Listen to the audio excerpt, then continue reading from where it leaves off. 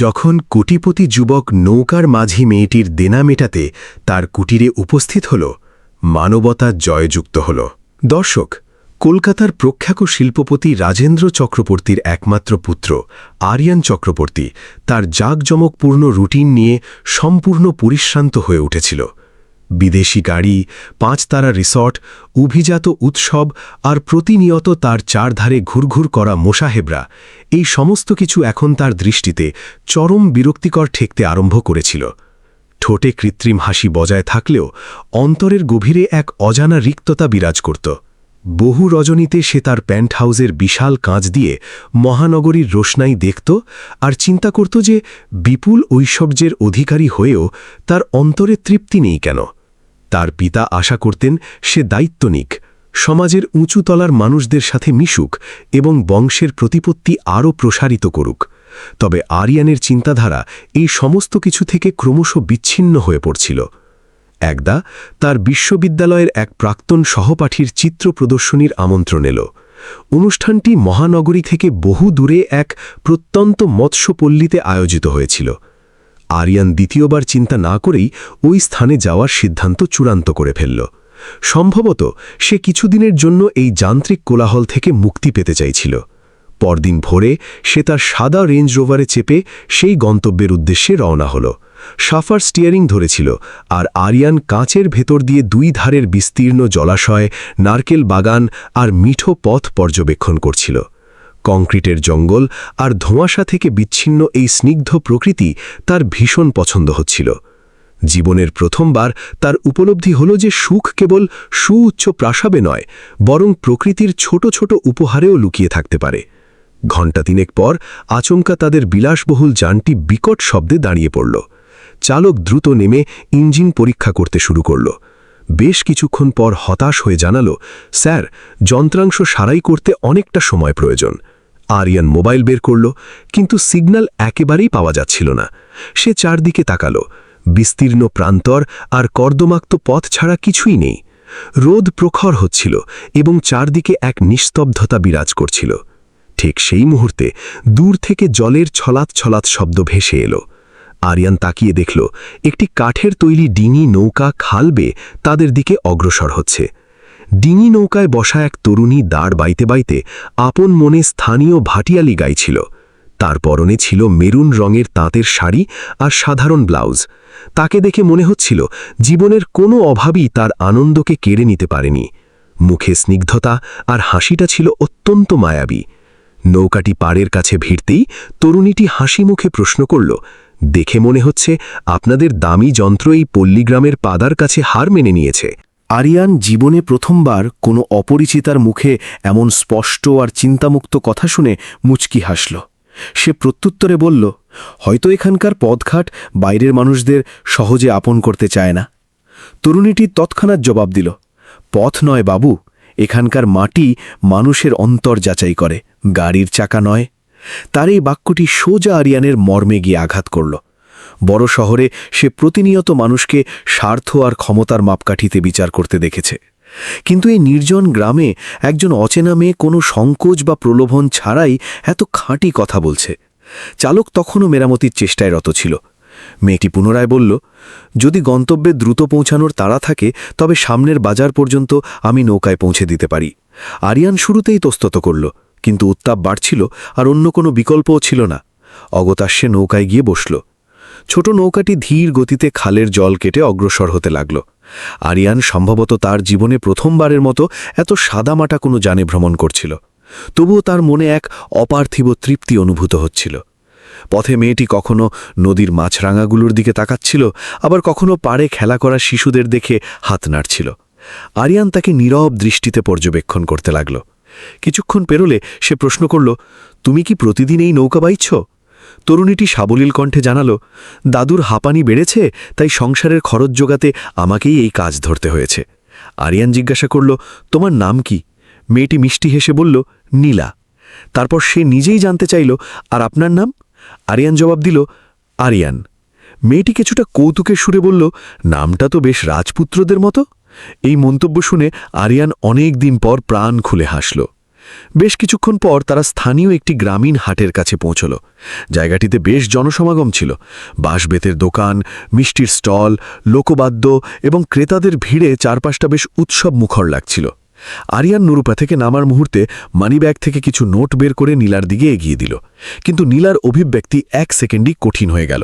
সে অর্থ নিতে সম্পূর্ণ অস্বীকৃতি জানালো এবং বলল, আমরা আর্থিকভাবে পিছিয়ে থাকতে পারি বাবু, কিন্তু মানুষের বিপদে হাত বাড়িয়ে তার পারিশ্রমিক নিই না। আরিয়ান তারই দৃঢ়তা দেখে নির্বাক হয়ে গেল।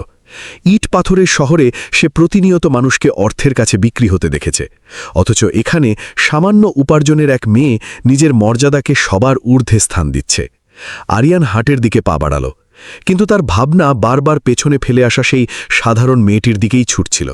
অন্যদিকে নীলাও নৌকা ঘোরানোর ফাঁকে এক পলক তাকে দেখে নিল। দুজনের কেউই ঘুণাক্ষরেও টের পায়নি যে এই আকস্মিক সাক্ষাৎ তাদের ভবিষ্যৎ পুরোপুরি বদলে দিতে চলেছে। হাটে আরিয়ান তার বন্ধুদের সাথে মিলিত হল, কিন্তু তার মন কোনোভাবেই সেখানে বসছিল না। হঠাৎ তার চোখে পড়ল কিছু লোক একজন বৃদ্ধকে প্রকাশ্যেই অপমান করছে। একজন পেশিবহুল লোক কর্কশ স্বরে ধমকাচ্ছিল, এবার যদি আসল আর সুদ না দিস তাহলে তোদের আমবাগান আর ওই নৌকো দুটোই আমি বাজেয়াপ্ত করব।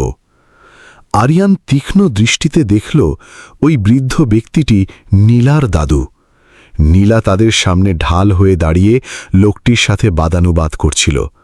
তার চোখে শঙ্কা থাকলেও গলার আওয়াজ ছিল বেশ সাহসী। বাজারের লোকজন শুধু দৃশ্য উপভোগ করছিল, কিন্তু কেউ সাহায্যার্থে আসছিল না। ঠিক তখনই সেই নিষ্ঠুর লোকটি রেগে গিয়ে নীলার দাদুকে সজোরে ধাক্কা দিল। বৃদ্ধ ভারসাম্য হারিয়ে মাটিতে লুটিয়ে পড়লেন। নীলা আতঙ্কিত হয়ে তাকে তুলতে ছুটল। এই ঘটনা দেখে আরিয়ানের মনের ভেতর এক তীব্র ক্ষোভের সঞ্চার হল। সে আজ প্রথম উপলব্ধি করল যে অসচ্ছলতা শুধু সম্পদের অভাব বোঝায় না, এটি দুর্বলতা আর লাঞ্ছনার আর এক রূপ। তার পা স্বয়ংক্রিয়ভাবেই সেই জটলার দিকে এগোতে শুরু করল। আরিয়ান সোজা সেই অত্যাচারী লোকটির সামনে গিয়ে পথ আটকাল। সে গম্ভীর কণ্ঠে প্রশ্ন করল, এমন কি মহাভারত অশুদ্ধ হয়ে গেছে যে একজন বৃদ্ধ মানুষকে মাঝ রাস্তায় গায়ে হাত তুলতে হবে? লোকটি প্রথমে সামান্য ঘাবড়ে গেল, পরক্ষণেই আরিয়ানের বিলাসী পোশাক আর আভিজাত্য দেখে নিজেকে কিছুটা সামলে নিল। সে তাচ্ছিল্যের দৃষ্টিতে তাকিয়ে বলল, মশাই, এটা আমাদের গায়ের নিজস্ব সমস্যা। বাইরের লোক হয়ে এখানে মাতব্বরি করবেন না। এই বুড়ো আমার থেকে টাকা ধার করেছিল আর এখন ঘুরাচ্ছে। আরিয়ান নীলার দাদুর দিকে দৃকপাত করল। তার জীর্ণ মুখে চরম অসহায়ত্ব ফুটে উঠছিল। নীলা তার দাদুর ধুলো ঝাড়তে ঝাড়তে বলল, আমরা তোমার প্রতিটি পয়সা মিটিয়ে দেব, শুধু আমাদের কটা দিন সময় দাও। কিন্তু সেই মহাজন অট্টহাসি হেসে বলল, গত 6 মাস ধরে এই একই বাহানা শুনছি। তার প্রতিটি শব্দে ঔদ্ধত্য ঝরে পড়ছিল। আরিয়ানের কাছে এই পরিস্থিতি একেবারেই অসহনীয় ঠেকছিল। কর্পোরেট জগতে সে কোটি টাকার চুক্তি হতে দেখেছে, কিন্তু একজন দরিদ্র মানুষের সম্মান এভাবে রাস্তায় লুটিয়ে পড়তে সে আগে কখনো দেখেনি। সে নিজের ওয়ালেট বের করতে চাইল। ঠিক তখনই নীলা তার হাত শক্ত করে চেপে ধরল। তার দু চোখে জল টলটল করছিল, কিন্তু কণ্ঠ ছিল ইস্পাতের মতো কঠিন। সে বলল, না বাবু, আমাদের পরিবারের ঋণ আমরা নিজেদের ঘাম ঝরিয়েই শোধ করব। আরিয়ান হতবাক দৃষ্টিতে তার দিকে তাকিয়ে রইল। চরম বিপদের মুখে দাঁড়িয়েও তার আত্মমর্যাদাবোধ কতটা অটুট! উপস্থিত জনতাও বোবা দর্শকের মতো দাঁড়িয়েছিল। অবশেষে সেই পাওনাদার শাসিয়ে সেখান থেকে প্রস্থান করল এবং যাওয়ার আগে বলে গেল, মাত্র 7 দিন, তারপর ওই আমবাগান আর তোর বাড়ি আমার দখলে যাবে। তার প্রস্থান করার পর নীলার দাদু সেখানেই পাথরের ওপর বসে পড়লেন। তার মুখাবয়ব একেবারে ফ্যাকাশে দেখাচ্ছিল। নীলা তাকে কাঁধে ভর দিয়ে তাদের কুটিরের দিকে নিয়ে চলল। আরিয়ান কয়েক মুহূর্ত সেখানে স্তব্ধ হয়ে দাঁড়িয়ে রইল। তারপর কোনো কিছু চিন্তা না করেই তাদের অনুসরণ করতে শুরু করল। গ্রামের সরু পথ পেরিয়ে তারা একটা ছোট্ট টিনের চালের বাড়ির সামনে এসে পৌঁছল। বাড়ির বাঁশের বেড়াগুলো নড়বড়ে ছিল এবং চাল অনেক জায়গায় ফুটো হয়ে গিয়েছিল। ঘাটে সেই ডিঙি নৌকাটি বাঁধা ছিল, যাতে চেপে আরিয়ান কিছুক্ষণ আগে এখানে এসেছিল। নীলা তার দাদুকে একটি কাঠের বেঞ্চে বসালো এবং ভেতর থেকে জল নিয়ে এলো। আরিয়ান দরজার কাছে দাঁড়িয়ে সবকিছু পর্যবেক্ষণ করছিল। তার বিশ্বাসই হচ্ছিল না যে এত প্রাণবন্ত একটি মেয়ে এত কঠিন বাস্তবতার মুখোমুখি দাঁড়িয়ে আছে। নীলা তার দিকে ফিরে তাকালো এবং মৃদুস্বরে বলল, আপনি ফিরে যান বাবু। আমাদের দুর্দশা দেখলে আপনার মন কেবল ভারাক্রান্তই হবে। আরিয়ান তার জীবনের প্রথমবার অত্যন্ত ধীর কণ্ঠে বলল, আমি অন্যের কষ্ট দেখে মুখ ফিরিয়ে নেবার মতো কাপুরুষ নই। নীলা এর কোনো উত্তর দিল না। তখনই তার দাদু ক্ষীণ কণ্ঠে বললেন, দিদিভাই, আজকালকার দিনে কেউ কারো দুঃখে দাঁড়ায় না। উনি যে দাঁড়িয়েছেন সেটাই আমাদের পরম সৌভাগ্য। আরিয়ান ধীরে ধীরে তাদের পাশে গিয়ে বসল। গল্পের মাধ্যমে সে জানতে পারল যে নীলার বাবা মা অনেক আগেই এক জ্বরে মারা গেছেন। সংসার চালানোর তাগিদে দাদু আর নাতনি মিলে নৌকায় মালপত্র টানত এবং মাছ ধরত। কিন্তু গত বছর দাদুর ব্রঙ্কাইটিস ধরা পড়ায় সব কাজ বন্ধ হয়ে যায়। ওষুধের খরচ জোগাতে বাধ্য হয়েই স্থানীয় সুদখোরের কাছ থেকে ঋণ নিতে হয়েছিল। এখন সেই সুদ এত বিশাল আকার ধারণ করেছে যে তাদের একমাত্র মাথা গোজার ঠাঁইটুকুও বেহাত হওয়ার পথে। আরিয়ান নীরবে সব কথা হজম করছিল। তার কাছে এই জগৎটি সম্পূর্ণ অচেনা মনে হচ্ছিল। মেট্রো সিটিতে সে কখনো অর্থের প্রকৃত মূল্য অনুধাবন করেনি।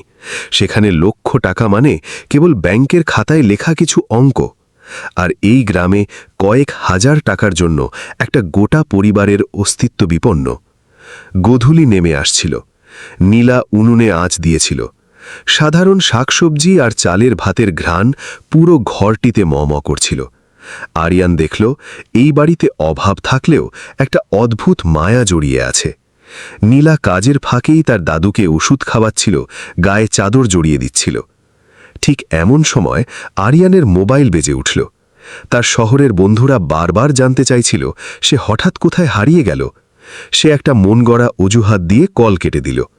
তার মন কিছুতেই ওই জীর্ণ কুটির ছেড়ে যেতে চাইছিল না।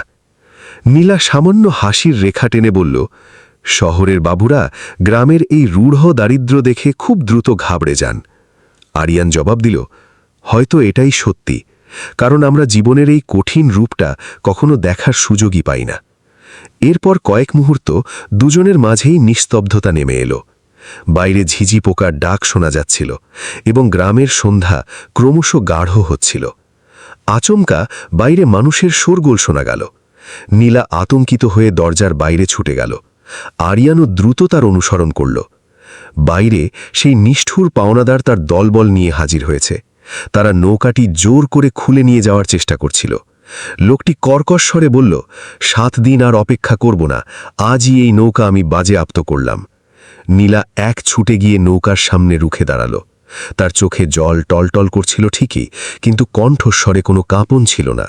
সে বলল, এই নৌকাটা নিয়ে গেলে আমাদের উপার্জনের শেষ সম্বলটুকুও শেষ হয়ে যাবে, আমরা না খেয়ে মারা পড়ব। কিন্তু লোকটার পাষাণ হৃদয়ে বিন্দুমাত্র অনুকম্পা জাগল না। আরিয়ানের ভেতরের বারুদ এবার জ্বলে উঠল।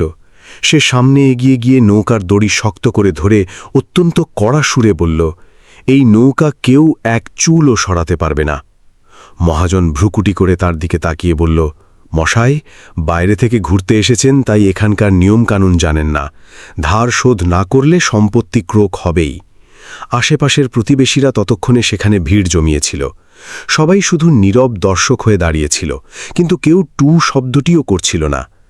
আরিয়ান তার পকেট থেকে স্মার্টফোন বের করে নিজের পিএকে কল করল। কয়েক মিনিট নিচু স্বরে কথা বলার পর সে মহাজনের দিকে স্থির দৃষ্টিতে তাকিয়ে বলল, কাল সকালের মধ্যে তোমার অ্যাকাউন্টে পুরো টাকা ঢুকে যাবে। এই বাক্য শোনা মাত্রই নীলা বিদ্যুৎ বেগে তার দিকে ঘুরে বলল, না, আমরা বাইরের কারো দয়া ভিক্ষে নেব না। আরিয়ান তার কথা শুনে কয়েক সেকেন্ড নিশ্চুপ রইল। তারপর খুব শান্ত গলায় বলল, এটাকে দয়া ভেব না, একজন মানুষের প্রতি আরেকজন মানুষের দায়িত্ব ভাবো। পাওনাদার লোকটি ব্যঙ্গাত্মক হাসি হেসে বলল, বেশ তো বাবু, কাল সকালে টাকা পেলে ভালো, না হলে নৌকা আমার জিম্মায় থাকবে। এই কথা শুনিয়ে সে তার লোকলস্কর নিয়ে সেখান থেকে প্রস্থান করল। রাত ক্রমশ নিস্তব্ধ হচ্ছিল। নীলার দাদু দাওয়ায় বসে এক দৃষ্টে অন্ধকারের দিকে তাকিয়েছিলেন। আরিয়ান এই প্রথম গভীরভাবে অনুভব করল যে দরিদ্র মানুষেরা কেবল অনাহারেই মরে না, বরং পরিস্থিতির নির্মম চাপে তিলে তিলে শেষ হয়ে যায়। কিছুক্ষণ বাদে নীলা ঘাটের কাছে একা বসেছিল। তার চোখ দুটো কান্নার কারণে ফুলে লাল হয়েছিল।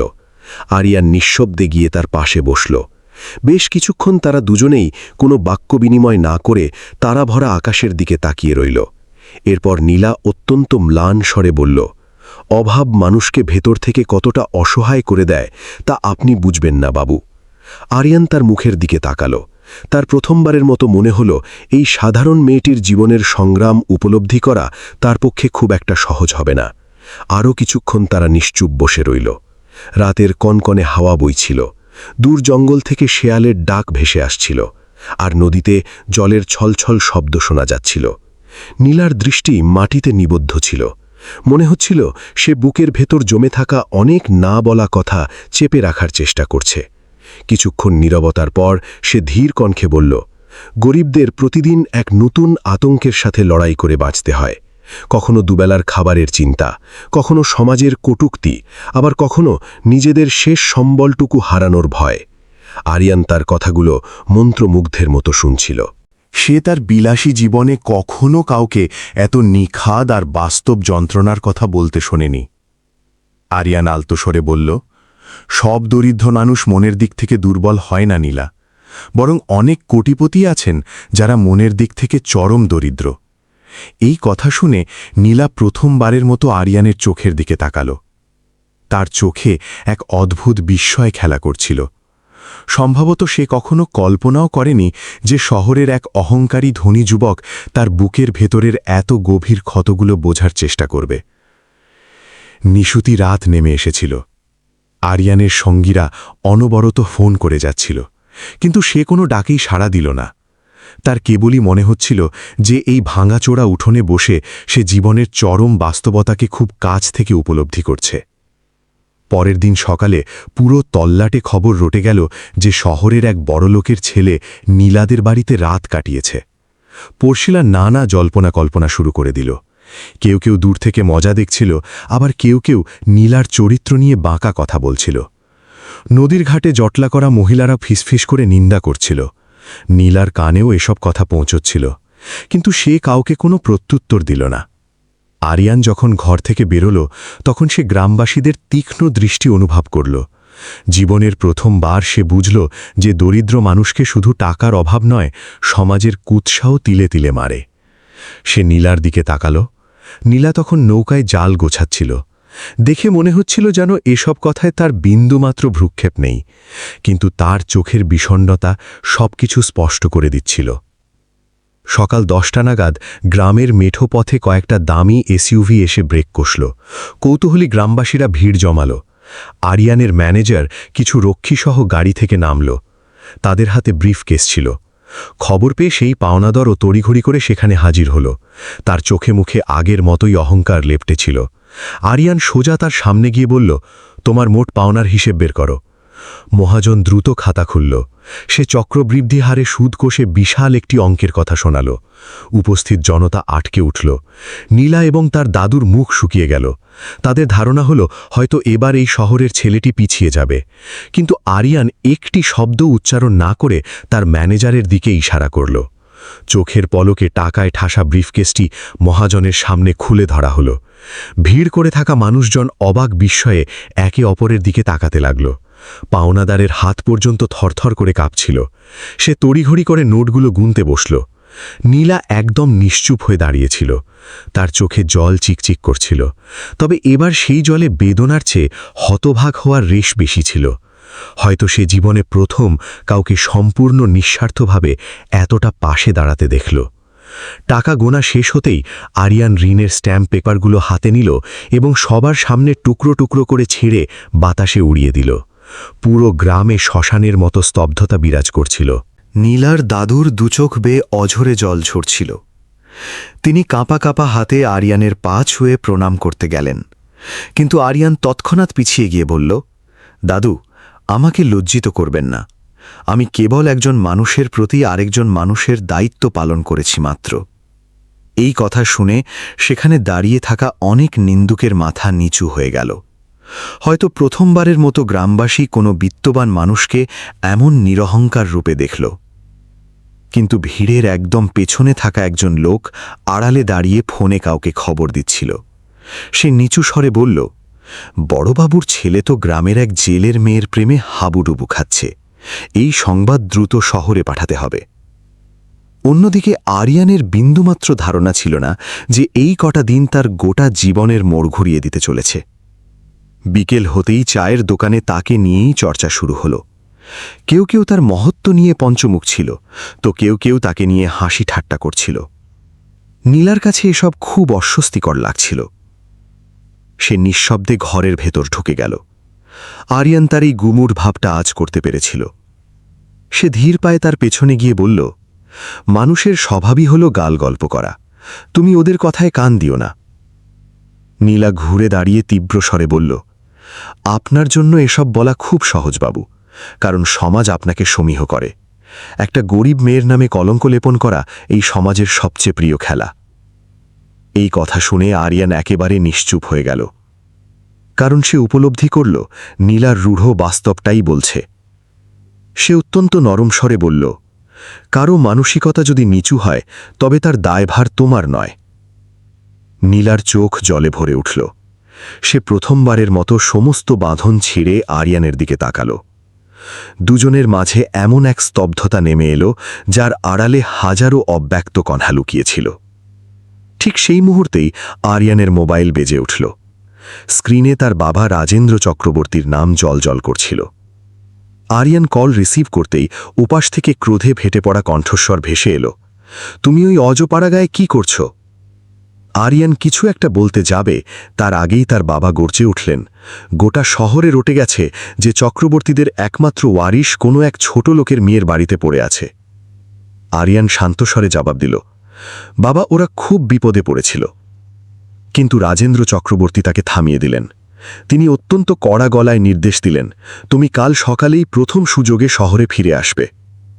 কল কেটে যাবার পর আরিয়ান বেশ কিছুক্ষণ স্তব্ধ হয়ে দাঁড়িয়ে রইল। জীবনের প্রথমবার তার মনে হল যে তার জীবনটা আর কেবল তার নিজের নিয়ন্ত্রণে নেই। একদিকে তার পরিবারের বিশাল প্রতিপত্তি আর সম্মান, অন্যদিকে নীলা আর তার বেঁচে থাকার সংগ্রাম। সেই রাতটা আরিয়ানের নির্গুম কাটল। অন্যদিকে নীলাও নদীর ঘাটে বসে জ্যোৎস্না দেখছিল। তার মনের ভেতর এক অজানা শঙ্কা দানা বাঁধছিল। তার কেবলই মনে হচ্ছিল ভোর হলেই আরিয়ান তাকে চিরতরে ছেড়ে চলে যাবে। সকালে চারদিকে কুয়াশা মাখা রোদ ছড়িয়ে পড়ল। আরিয়ান বিদায় নেবার জন্য প্রস্তুত হল। তার কনভয় ঘাটের কাছে অপেক্ষা করছিল। নীলার দাদু অশ্রু সজল চোখে তাকে আশীর্বাদ করলেন। আরিয়ান জোর করে হাসার চেষ্টা করল, কিন্তু তার চেহারায় লুকিয়ে থাকা কষ্টটা স্পষ্ট বোঝা যাচ্ছিল। ঠিক তখনই নীলা ধীর পায়ে তার সামনে এসে দাঁড়াল। কয়েক মুহূর্ত দুজনেই অপলক দৃষ্টিতে একে অপরের দিকে তাকিয়ে রইল। তারপর নীলা কম্পিত কণ্ঠে বলল, আপনি যে আমাদের উপকার করলেন তা আমি আজীবন মনে রাখব। আরিয়ান প্রত্যুত্তরে বলল, আমিও হয়তো তোমাকে কোনোদিন ভুলতে পারব না। এই কথা শুনতেই নীলার দু চোখ জলে ভরে উঠল, কিন্তু সে নিজেকে প্রাণপণ শক্ত করে রাখল। আরিয়ান গাড়ির পেছনের সিটে গিয়ে বসল। কনভয়টি ধীরে ধীরে ধুলো উড়িয়ে গ্রাম ছাড়তে লাগল। নীলা রাস্তার একপাশে দাঁড়িয়ে এক দৃষ্টে তাদের চলে যাওয়া দেখতে লাগল। যতক্ষণ না গাড়িগুলো দিগন্তে মিলিয়ে গেল, সে ঠিক সেখানেই মূর্তির মতো দাঁড়িয়ে রইল। রাস্তার ধুলো একসময় থিতিয়ে এলো, কিন্তু নীলার মনের ভেতর শুরু হওয়া ঝড় একটুও কমল না। তার মনে হচ্ছিল যেন তার সত্তার একটি অবিচ্ছেদ্য অংশ হঠাৎ করেই অনেক দূরে হারিয়ে গেল। সে বেশ কিছুক্ষণ সেই জনশূন্য পথের দিকে তাকিয়ে রইল, তারপর ভারী পায়ে ঘরের ভেতর ঢুকে গেল। অন্যদিকে মহানগরীতে পা রাখতেই আরিয়ানের জগৎ সম্পূর্ণ বদলে গেল। যখনই সে তার বিলাসবহুল প্রাসাদে প্রবেশ করল, তার পিতা রাজেন্দ্র চক্রবর্তী ক্রোধে ফেটে পড়ে তার পথ আটকালেন। তার কণ্ঠস্বর ছিল আগের চেয়ে বহুগুণ তীক্ষ্ণ। তিনি হুঙ্কার দিয়ে উঠলেন, আজ থেকে ওই বস্তি আর ওই মেয়ের ছায়াও যেন তোমার জীবনে না পড়ে। আরিয়ান মাথা নিচু করে দাঁড়িয়ে রইল। তার মা পরিস্থিতি সামাল দেওয়ার উদ্দেশ্যে বললেন, শোনো বাবা, কিছু সম্পর্ক শুধু উপন্যাসের পাতাতেই মানায়, রিয়েল লাইফে স্ট্যাটাস দেখতে হয়। এই কথা শুনে আরিয়ান জীবনের প্রথমবার দৃপ্ত কণ্ঠে প্রতিবাদ করে উঠল, যদি মানবিকতা আর মানুষের সম্মানের কোনো স্ট্যাটাস না থাকে তবে এই কাগজের টাকার কী দাম আছে? তার এই স্পষ্ট জবাবে পুরো ড্রয়িং রুম নিস্তব্ধ হয়ে গেল। রাজেন্দ্র চক্রবর্তী রাগে ফোঁস করতে করতে নিজের স্টাডিতে চলে গেলেন, কিন্তু আরিয়ানের কল্পনায় তখন শুধুই নীলার মুখচ্ছবি ভাসছিল। নদীর পাড়, নৌকার ছলাৎ শব্দ আর তার সারল্য আরিয়ানের হৃদয়ের গভীরে খোদাই হয়ে গিয়েছিল। অন্যদিকে গ্রামে নীলা পুনরায় তার দৈনন্দিন পরিশ্রমে ফিরে গিয়েছিল। সে কাক ভরে জাল নিয়ে বেরিয়ে পড়ত, মাছ ধরত আর সন্ধেবেলায় দাদুর চিকিৎসার দেখাশোনা করত। কিন্তু এখন আর তার চোখে মুখে সেই প্রাণবন্ত হাসিটা ছিল না। সে বাইরের পৃথিবীর কাছে নিজেকে অত্যন্ত কঠিন প্রমাণ করার চেষ্টা করত, কিন্তু রাত গভীর হলেই বালিশে মুখ গুজে ফুঁপিয়ে কাঁদত। কয়েক সপ্তাহ পর শহরে আরিয়ানের বিয়ের তোড়জোড় শুরু হলো। রাজেন্দ্র চক্রবর্তী তার 1 কোটিপতি পার্টনারের মেয়ের সাথে বিয়ের দিনক্ষণ পাকা করে ফেললেন। বাংলো জুড়ে এলাহি আয়োজন শুরু হলো। আত্মীয়দের শুভেচ্ছা বার্তা আসতে শুরু করল। সবাই এই হাই প্রোফাইল জুটির প্রশংসা করছিল, কিন্তু আরিয়ানের ভেতরটা একেবারে শ্মশানের মতো খাঁ খাঁ করছিল। এক সন্ধ্যায় তার হবু স্ত্রী তনয়া নিজের পরিবারের সদস্যদের সাথে তাদের বাংলোতে ডিনারে এলো। তনয়া অত্যন্ত শিক্ষিতা এবং তীক্ষ্ণ বুদ্ধিসম্পন্ন মেয়ে ছিল। সে প্রথম দর্শনেই আরিয়ানের চেহারার উদাসীনতা ধরে ফেলল। কিছুটা একান্তে সুযোগ পেতেই সে আরিয়ানের কাছে গিয়ে মোলায়েম স্বরে জিজ্ঞাসা করল, আপনি কি এই বিয়েটা নিজের ইচ্ছেতে করছেন? আরিয়ান কিছুক্ষণ নিশ্চুপ রইল। তার এই নীরবতাই ছিল সবচেয়ে বড় উত্তর। তনয়া সবটা আঁচ করে নিল। সে অত্যন্ত শান্ত গলায় প্রশ্ন করল, আপনার হৃদয়ে কি অন্য কারো জায়গা হয়ে গেছে? আরিয়ান ধীরে ধীরে সম্মতিসূচক মাথা নাড়ল। তনয়া বেশ কিছুক্ষণ তার চোখের দিকে তাকিয়ে রইল। তারপর বলল, যার হৃদয়ে অন্য ঠিকানায় বাধা পড়ে আছে তাকে জোর করে নতুন সম্পর্কে জড়ানোটা ঘোর অন্যায়। অন্যদিকে গ্রামে নীলাও প্রতিনিয়ত নিজের মনকে প্রবোধ দিচ্ছিল। সে নিজেকে বারবার বোঝাত যে আকাশ আর মাটির কখনো মিলন হতে পারে না, কিন্তু আরিয়ানের বলে যাওয়া কথাগুলো বারবার তার কানে প্রতিধ্বনিত হতো। কিছুদিন পর শহরে আরিয়ানের এঙ্গেজমেন্টের গ্র্যান্ড পার্টির আয়োজন করা হলো। সমাজের নামিদামি সব ব্যক্তিত্ব সেখানে আমন্ত্রিত ছিলেন। ফ্ল্যাশ লাইটের ঝলকানি আর অর্কেস্ট্রার সুরের মাঝে আরিয়ান স্টেজের ওপর দাঁড়িয়েছিল, কিন্তু তার চোখে মুখে কোনো উচ্ছ্বাস ছিল না। ঠিক তখনই আচমকা তনয়া মাইক্রোফোন হাতে নিয়ে সবার সামনে তাকে জিজ্ঞাসা করল, আপনি কি অন্য কোনো মেয়েকে ভালোবাসেন? গোটা ব্যাংকুয়েট হল শ্মশানের মতো নিস্তব্ধ হয়ে গেল। আমন্ত্রিতরা স্তম্ভিত হয়ে আরিয়ানের দিকে তাকাতে লাগল। রাজেন্দ্র চক্রবর্তীর মুখ রাগে লাল হয়ে উঠল। আরিয়ান কয়েক সেকেন্ড চুপ থেকে একদম স্পষ্ট ও জোরালো কণ্ঠে উত্তর দিল। এটি শোনা মাত্রই পুরো হলের আবহাওয়া বদলে গেল। আরিয়ান আরও যোগ করল, যে মেয়ে চরম দারিদ্র্যের কষাঘাত সহ্য করেও নিজের আত্মসম্মান বিকিয়ে দেয়নি, যে কোনো লোভের কাছে মাথা নত করতে শেখেনি, আমি তাকেই নিজের জীবনসঙ্গী হিসেবে চাই। তনয়ার মুখে এক চিলটে তৃপ্তির হাসি ফুটে উঠল। সে আলতো করে বলল, তাহলে আপনার এখনই তার কাছে ছুটে যাওয়া উচিত, এই নকল আসরে নয়। রাজেন্দ্র চক্রবর্তী ক্ষোভে ফেটে পড়ে আরিয়ানের সামনে এসে আঙুল উঁচু করে বললেন, যদি তুমি ওই ভিখারিনীটার কাছে যাও তবে এই সাম্রাজ্যের সাথে তোমার সমস্ত সম্পর্ক আজই শেষ হয়ে যাবে। আরিয়ানের চোখে জল টলটল করে উঠল, কিন্তু এবার সে একটুও টলল না। সে অত্যন্ত শান্ত অথচ দৃঢ় গলায় বলল, যদি কোনো অসহায় মানুষের হাত ধরলে রক্তের সম্পর্ক ছিন্ন হয়ে যায়, তবে এমন ঠুনকো সম্পর্ক ভেঙে যাওয়াই শ্রেয়। এই কথা বলে সে স্টেজ থেকে নেমে হন হন করে বেরিয়ে গেল।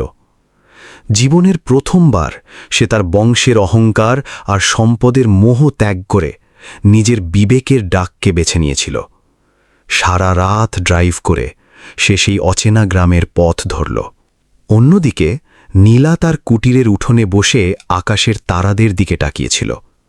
তার মনের এক কোণে এখনও হয়তো কোনো অলৌকিক আশার প্রদীপ জ্বলছিল, কিন্তু সে নিজেকে পাথরের মতো শক্ত করে নিয়েছিল যে আরিয়ান আর কোনো দিন এই মেঠো পথে পা রাখবে না।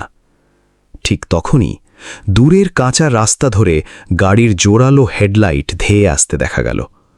পড়শিরা অবাক হয়ে ঘর থেকে বেরিয়ে এলো। নীরাও ধীরে ধীরে উঠে দাঁড়াল।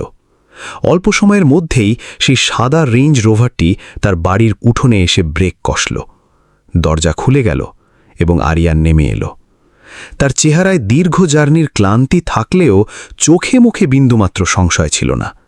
গ্রামবাসীরা বিস্ময়ে হতবাক হয়ে এই দৃশ্য গিলছিল। আরিয়ান ধীর পায়ে নীলার দিকে এগিয়ে গেল। তারপর উপস্থিত সকলের সামনে সে নীলার হাত শক্ত করে ধরে ভরাট গলায় ঘোষণা করল, এবার আমি তোমাকে আর কখনো একা ছেড়ে যাব না। নীলার দু চোখ ছাপিয়ে বাঁধ ভাঙা জল নেমে এলো। সে কম্পিত কণ্ঠে ফিসফিস করে বলল, আপনার পরিবার আমাদের এই আকাশ পাতাল তফাৎ কখনো মেনে নেবে না। আরিয়ান বিন্দুমাত্র কালক্ষেপণ না করে জবাব দিল, যদি ভালোবাসা আর সততাকে মেনে নিতে সমাজের কষ্ট হয়, তবে সেই সমাজ বদলানোর সময় এসেছে, আমাদের পিছিয়ে যাওয়ার নয়। ঠিক তখনই নীলার দাদু ঘর থেকে বাইরে এলেন। আরিয়ানকে পুনরায় দেখতে পেয়ে তার চোখ ঝাপসা হয়ে এলো। আরিয়ান তৎক্ষণাৎ তার পা ছুঁয়ে প্রণাম করে বলল, দাদু, আমি আপনার নাতনির হাত চাইতে এসেছি। এই কথাটি উচ্চারণ হওয়া মাত্রই গোটা গ্রাম যেন স্তব্ধ হয়ে গেল। নীলার দাদু কয়েক মুহূর্ত আরিয়ানের দিকে ফ্যাল করে তাকিয়ে রইলেন। তারপর তার দুই গাল বেয়ে জল গড়িয়ে পড়তে লাগল। তিনি কাঁপা গলায় বললেন, বাবু, আমরা যে বড্ড গরিব। আরিয়ান সাথে সাথে উত্তর দিল, আমি সারা জীবন মানুষের টাকার পাহাড় দেখেছি দাদু, এবার আমি মানুষের বিশাল হৃদয় দেখতে চাই। নীলার চোখ থেকে অনবরত অশ্রুধারা বইছিল। হয়তো জীবনের প্রথমবার তার বিশ্বাস হচ্ছিল যে তার অন্ধকার জীবন সত্যি আলোর মুখ দেখতে চলেছে। ঠিক সেই মুহূর্তেই গ্রামের প্রবেশপথে আবারও বেশ কয়েকটি বিলাসবহুল গাড়ির আওয়াজ পাওয়া গেল, এবং এবার যারা গাড়ি থেকে পা রাখল তাদের দেখে উপস্থিত সকলের রক্ত হিম হয়ে গেল। কনভয়ের দরজা খুলে গেল এবং সেখান থেকে রাজেন্দ্র চক্রবর্তী গম্ভীর মুখে বেরিয়ে এলেন। তার পেছনে বেশ কয়েকজন নিরাপত্তারক্ষী ছিল। গ্রামবাসীরা আতঙ্কে একে অপরের দিকে তাকাতে শুরু করল। নীলা ভয়ে আরিয়ানের পেছনে লুকিয়ে পড়ল। তার মনে হল হয়তো এবার তাদের শেষ সম্বলটুকুও কেড়ে নেওয়া হবে। রাজেন্দ্র চক্রবর্তী ধীর পদক্ষেপে আরিয়ানের একদম সামনে এসে দাঁড়ালেন। তার চোখে মুখে ক্ষোভের আগুন স্পষ্ট দেখা যাচ্ছিল। তিনি অত্যন্ত কঠিন গলায় বললেন, তুমি চক্রবর্তীদের সম্মান আজ ধুলোয় মিশিয়ে দিয়েছ। আরিয়ান পাথরের মতো স্থির হয়ে দাঁড়িয়ে রইল, কিন্তু সে নীলার হাত এক মুহূর্তের জন্য ছাড়ল না। বেশ কিছুক্ষণ দমবন্ধ করা নীরবতার পর রাজেন্দ্র চক্রবর্তী নীলার দাদুর দিকে দৃষ্টি ঘুরিয়ে বললেন, কত টাকার চেক চাই আপনার? অঙ্কটা বলুন, কিন্তু আমার ছেলের জীবন থেকে চিরতরে সরে যান। এই চরম অপমানজনক কথা শোনা মাত্রই সেখানে উপস্থিত সবার মুখে কুলু পেটে গেল। নীলার দাদুর মুখ কাগজের মতো সাদা হয়ে গেল, কিন্তু কেউ কোনো প্রতিবাদ করার আগেই নীলা সামনে এগিয়ে এলো। তার চোখে জল থাকলেও কণ্ঠস্বরে ছিল ইস্পাতের ধার। সে বলল, আমরা দরিদ্র হতে পারি বাবু, কিন্তু কারো আবেগ বিক্রি করে নিজেদের পেট ভরাই না।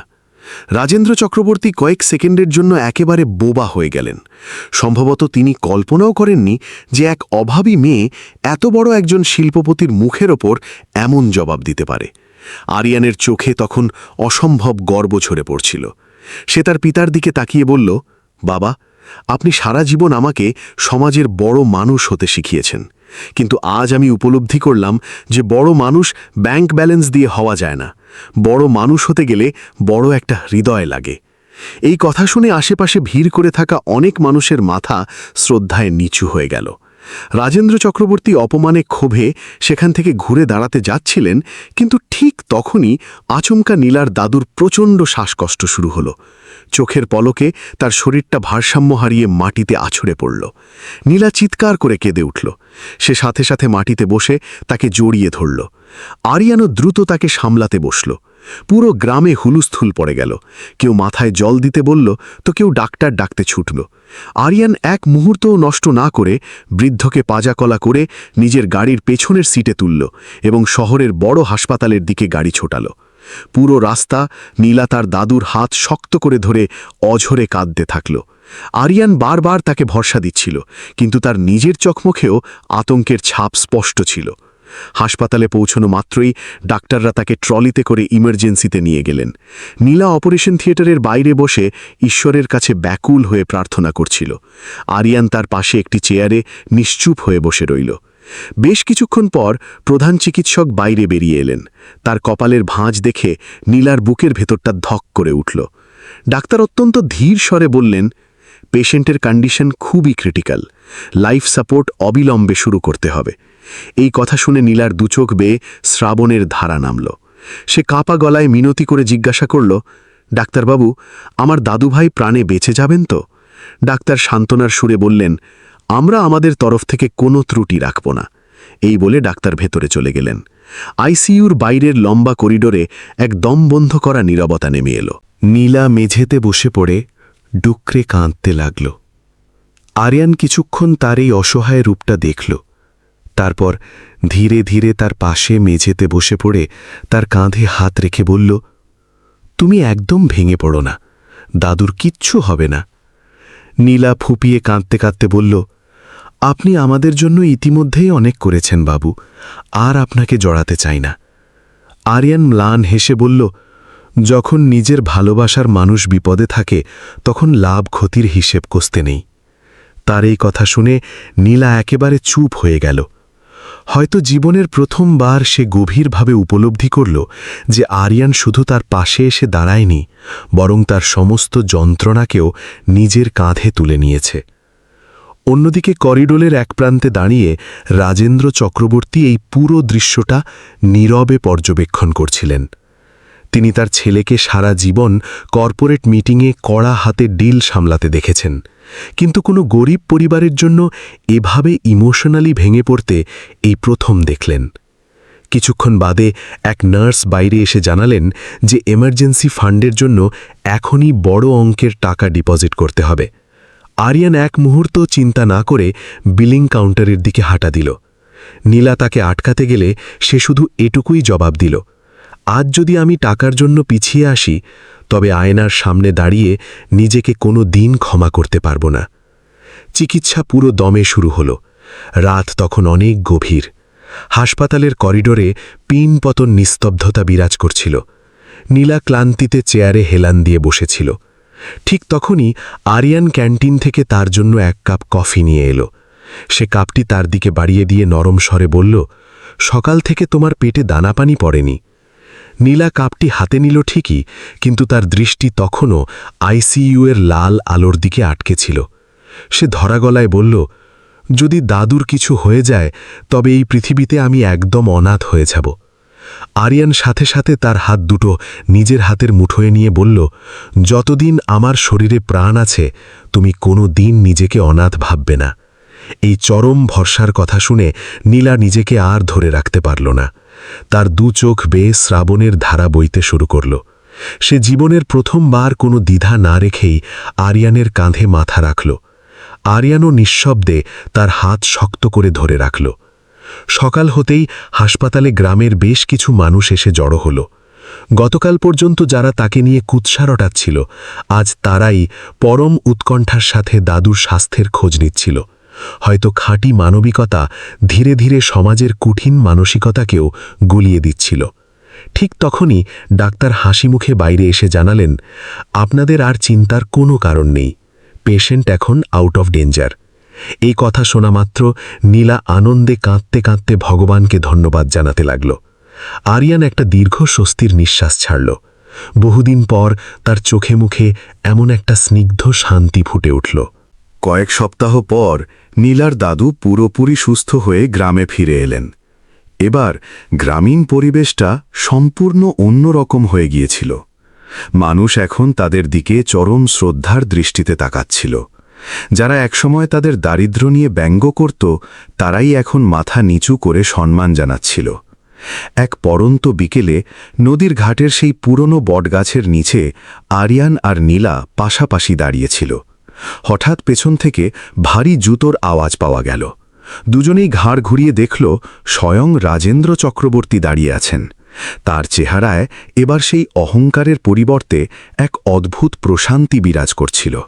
তিনি ধীর পায়ে নীলার দাদুর কাছে এগিয়ে গেলেন এবং তার হাত দুটো নিজের হাতে জড়িয়ে ধরে বললেন, আমি সারা জীবন শুধু টাকার পাহাড় জমিয়েছি। কয়েক সপ্তাহ পর নীলার দাদু পুরোপুরি সুস্থ হয়ে গ্রামে ফিরে এলেন। এবার গ্রামীণ পরিবেশটা সম্পূর্ণ অন্যরকম হয়ে গিয়েছিল। মানুষ এখন তাদের দিকে চরম শ্রদ্ধার দৃষ্টিতে তাকাচ্ছিল। যারা একসময় তাদের দারিদ্র্য নিয়ে ব্যঙ্গ করত, তারাই এখন মাথা নিচু করে সম্মান জানাচ্ছিল। এক পরন্ত বিকেলে নদীর ঘাটের সেই পুরনো বটগাছের নিচে আরিয়ান আর নীলা পাশাপাশি দাঁড়িয়েছিল। হঠাৎ পেছন থেকে ভারী জুতোর আওয়াজ পাওয়া গেল। দুজনেই ঘাড় ঘুরিয়ে দেখল স্বয়ং রাজেন্দ্র চক্রবর্তী দাঁড়িয়ে আছেন। তার চেহারায় এবার সেই অহংকারের পরিবর্তে এক অদ্ভুত প্রশান্তি বিরাজ করছিল। তিনি ধীর পায়ে নীলার দাদুর কাছে এগিয়ে গেলেন এবং তার হাত দুটো নিজের হাতে জড়িয়ে ধরে বললেন, আমি সারা জীবন শুধু টাকার পাহাড় জমিয়েছি, কিন্তু সত্যিকারের মানুষ চিনতে ভুল করেছি। আপনার নাতনি আর আমার ছেলে আজ আমাকে বড়লোক হওয়ার আসল অর্থ বুঝিয়ে দিয়েছে। এই কথা শুনে আরিয়ানের চোখ আনন্দে ভিজে উঠল। রাজেন্দ্র চক্রবর্তী আরও যোগ করলেন, যদি আপনাদের তরফ থেকে কোনো অমত না থাকে, তবে আমি এই পবিত্র সম্পর্ককে সানন্দে বরণ করে নিতে চাই। নীলার দুচোখ বেয়ে আনন্দের জল গড়িয়ে পড়ল। উপস্থিত গ্রামবাসীরাও এই দৃশ্য দেখে আবেগপ্রবণ হয়ে পড়ল। ধনী ও দরিদ্রের মাঝে থাকা যুগের পর যুগের অদৃশ্য দেওয়াল যেন এক নিমিষেই গুড়িয়ে গেল। এর কয়েকদিন বাদেই সম্পূর্ণ গ্রামীণ রীতিনীতি মেনে অত্যন্ত সাদামাটাভাবে আরিয়ান আর নীলার 4 হাত এক হল। না ছিল কোনো 5 স্টার হোটেলের চাকচিক্য, না ছিল কোনো ডিজে পার্টির কোলাহল, শুধু ছিল আত্মজনদের বুক ভরা আশীর্বাদ। সেই ডিঙি নৌকাটিকেই গাঁদা ফুল দিয়ে সাজানো হলো, যা দিয়ে একসময় নীলা তার জীবন সংগ্রাম চালাত। আজ সেই নৌকায় বসেই সে তার নতুন জীবনের ঠিকানায় রওনা দিচ্ছিল। ঘাট থেকে বিদায় নেওয়ার সময় নীলা তার সেই ছোট্ট ভাঙা কুটিরের দিকে শেষবারের মতো ফিরে তাকাল। তার চোখে জল টলটল করছিল, কিন্তু এবার সেই জলে কোনো না পাওয়ার বেদনা ছিল না, ছিল পরম তৃপ্তি। আরিয়ান তার হাত শক্ত করে ধরে হাসি মুখে বলল, এখন এই জীবনের নৌকায় আমরা দুজন একসাথেই পাড়ি দেব। আর এটাই চরম সত্য দর্শক। একজন মানুষের আসল পরিচয় তার ব্যাংক ব্যালেন্স নয়, তার পবিত্র হৃদয় ঠিক করে দেয়। কারণ যখন কোনো ক্ষমতাবান ব্যক্তি কোনো অসহায়ের হাত সসম্মানে আঁকড়ে ধরে, তখন শুধু একটি নতুন অধ্যায় শুরু হয় না, বরং গোটা মানবতার জয় হয়। দর্শক, এই কাহিনীটি যদি আপনার অন্তরে সামান্যতম নাড়া দিয়ে থাকে, তবে একটি কথা সবসময় স্মরণে রাখবেন, মানুষের প্রকৃত সম্পদ তার দামি ব্র্যান্ডের পোশাকে, অঠেল সম্পত্তিতে বা বিলাসবহুল গাড়িতে নয়, বরং তার চিন্তাধারায় এবং তার সৎ কর্মে ফুটে ওঠে। কারণ ভাগ্যের চাকা ঘুরতে বেশি সময় লাগে না, কিন্তু নিঃস্বার্থভাবে করা একটি ছোট্ট পরোপকার কারো পুরো জীবনের মোড় ঘুরিয়ে দিতে পারে। যদি আরিয়ানের মতো প্রতিটি সক্ষম মানুষ কোনো পিছিয়ে পড়া মানুষের ঢাল হয়ে দাঁড়ায়, তবে হয়তো এই পৃথিবীতে কেউ নিজেকে মূল্যহীন মনে করবে না। আর যদি নীলার মতো চরম প্রতিকূলতার মাঝেরও নিজের আত্মসম্মানের মেরুদণ্ড সোজা করে দাঁড়িয়ে থাকে, তবে কোনো ঝড়ই মানুষকে সমূলে উপড়ে ফেলতে পারবে না। এবার আপনাদের কাছে আমার প্রশ্ন, আপনারা যদি আরিয়ানের জায়গায় থাকতেন, তবে কি এত বড় ঝুঁকি নিতে পারতেন? আর এই কাহিনীর কোন অংশটি আপনার হৃদয়কে সবচেয়ে বেশি আলোড়িত করেছে? কমেন্ট বক্সে অবশ্যই জানাবেন যে আপনারা কোন শহর এবং কোন দেশ থেকে এই গল্পটি উপভোগ করছেন। ভিডিওটি ভালো লাগলে এটি আপনার বন্ধু এবং পরিজনদের সাথে অবশ্যই শেয়ার করবেন, যাতে মানবিকতার এই সুন্দর বার্তাটি আরও বেশি মানুষের কাছে পৌঁছতে পারে। এমনই শিক্ষামূলক এবং হৃদয়স্পর্শী গল্পের জন্য ভিডিওটিতে লাইক দিন, আমাদের চ্যানেল সাবস্ক্রাইব করুন এবং বেল আইকনটিতে অবশ্যই ক্লিক করুন। খুব শীঘ্রই দেখা হবে নতুন আরেকটি সুন্দর কাহিনীর সাথে। ততদিন পর্যন্ত নিজে ভালো থাকুন এবং নিজের পরিবারের খেয়াল রাখুন।